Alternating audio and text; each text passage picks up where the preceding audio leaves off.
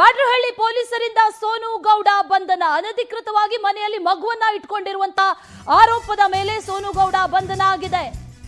ಬ್ಯಾಡ್ರಹಳ್ಳಿ ಪೊಲೀಸರು ಸೋನು ಗೌಡನನ್ನ ಬಂಧಿಸಿದ್ದಾರೆ.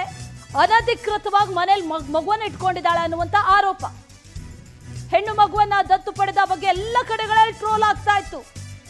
ಸಾಮಾಜಿಕ ಜಾಲತಾಣದಲ್ಲಿ ಮಗು ದತ್ತು ಬಗ್ಗೆ ಟ್ರೋಲ್ ಆಗ್ತಾ ಇದ್ಲು ಸೋನು ಗೌಡ. ಅನಧಿಕೃತವಾಗಿ ಮಗುವನ್ನ ಇಟ್ಕೊಂಡಿದ್ದಾಳೆ. ಉತ್ತರ ಕರ್ನಾಟಕದ 8 ವರ್ಷದ ಮಗು ದತ್ತು ಪಡೆದಿದ್ದಾಳೆ ಸೋನು ಗೌಡ ಅನ್ನುವಂತ ಮಾತನ್ನ ಆಕೆಯೇ ಖುದ್ದು ಆಕೆಯ ವಿಡಿಯೋಗಳಲ್ಲಿ ಹೇಳಿದ್ಲು, ಸಾಮಾಜಿಕ ಜಾಲತಾಣದಲ್ಲಿ ಹೇಳಿದ್ರು. ಆದ್ರೆ ಅದು ಅನಧಿಕೃತ ಅನ್ನುವಂತ ಹಿನ್ನೆಲೆಯಲ್ಲಿ ಈಗ ಆಕೆಯನ್ನ ಬ್ಯಾಡ್ರಹಳ್ಳಿ ಪೊಲೀಸರು ಅರೆಸ್ಟ್ ಮಾಡಿದ್ದಾರೆ ಅನ್ನುವಂತ ಮಾತುಗಳು ಕೂಡ ಕೇಳಿ ಬರ್ತಾ ಇದೆ. ಬ್ಯಾಡ್ರಹಳ್ಳಿ ಪೊಲೀಸರಿಂದ ಸೋನು ಗೌಡ ಬಂಧನ. ಅನಧಿಕೃತವಾಗಿ ಮನೆಯಲ್ಲಿ ಮಗುವನ್ನ ಇಟ್ಕೊಂಡಿರುವಂತ ಆರೋಪದ ಮೇಲೆ ಸೋನು ಗೌಡ ಬಂಧನ ಆಗಿದೆ. ಬ್ಯಾಡ್ರಹಳ್ಳಿ ಪೊಲೀಸರು ಸೋನು ಗೌಡನನ್ನ ಬಂಧಿಸಿದ್ದಾರೆ. ಅನಧಿಕೃತವಾಗಿ ಮನೆಯಲ್ಲಿ ಮಗುವನ್ನ ಇಟ್ಕೊಂಡಿದ್ದಾಳೆ ಅನ್ನುವಂತ ಆರೋಪ.